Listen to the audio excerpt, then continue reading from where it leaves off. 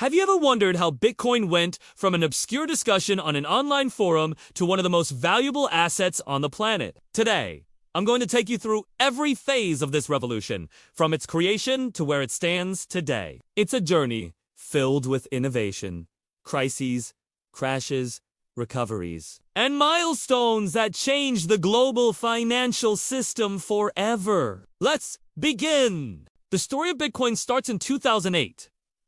The world was gripped by the biggest financial crisis since 1929.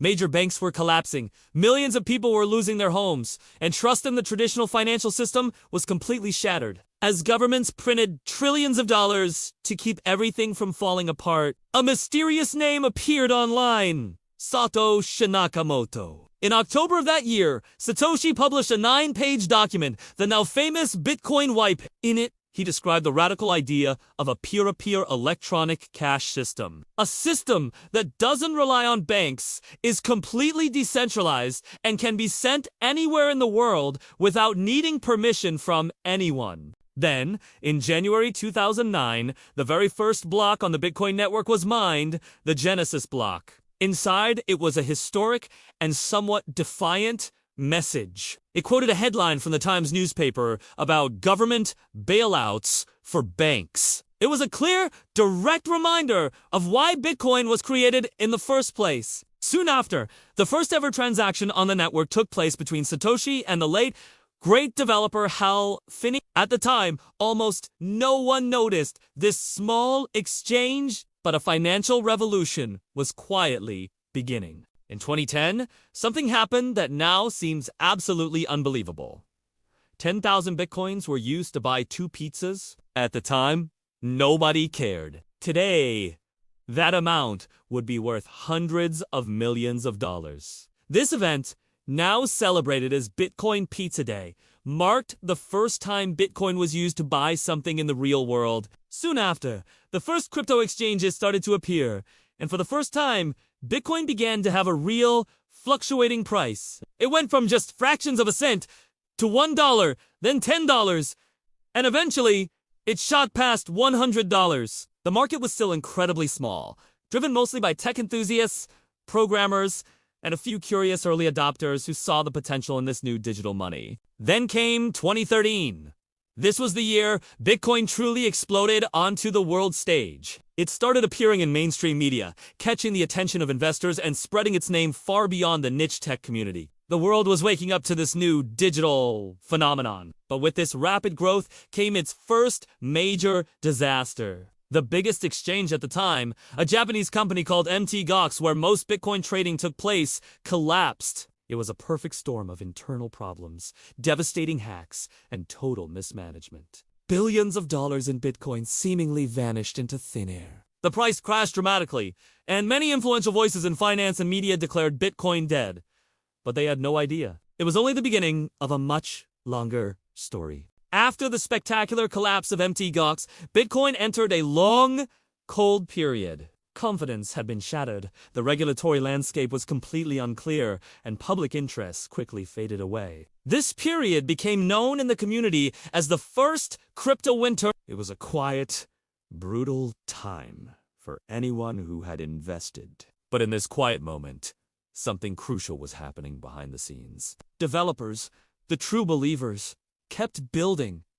They didn't give up. Key improvements were made to the protocol. New and exciting ideas emerged, and the foundational layers for the future of the entire ecosystem were being painstakingly formed. Then, in 2016, a very important pre-programmed event took place.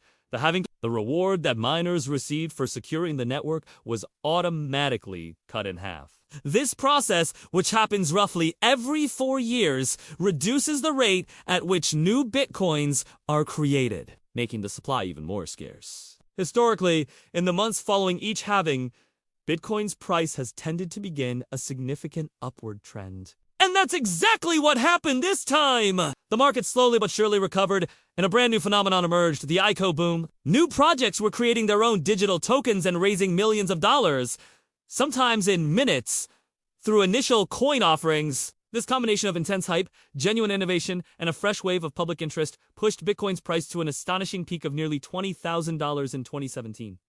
Once again, the whole world was talking about Bitcoin. But just like before, the excitement and euphoria didn't last.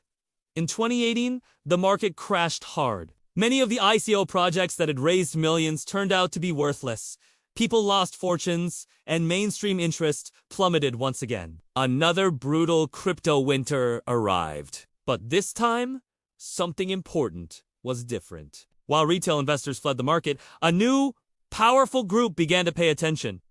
Institutional investors, big financial firms started seriously studying the technology. Professional custody solutions, regulated futures markets, and deeper, more robust financial infrastructure began to form. The sector was no longer just a playground for enthusiasts. It was maturing into a real asset class. In 2020, Bitcoin experienced another halving and entered a crucial, transformative phase. This time, major household name companies entered the scene in a big way. Firms like MicroStrategy, Tesla, and even payment giants like PayPal began either investing billions into Bitcoin or integrating it into their services. This brought a massive new wave of investors and a sense of legitimacy that the space had never seen before. This institutional wave pushed the price past $60,000, shattering all previous records. It was official.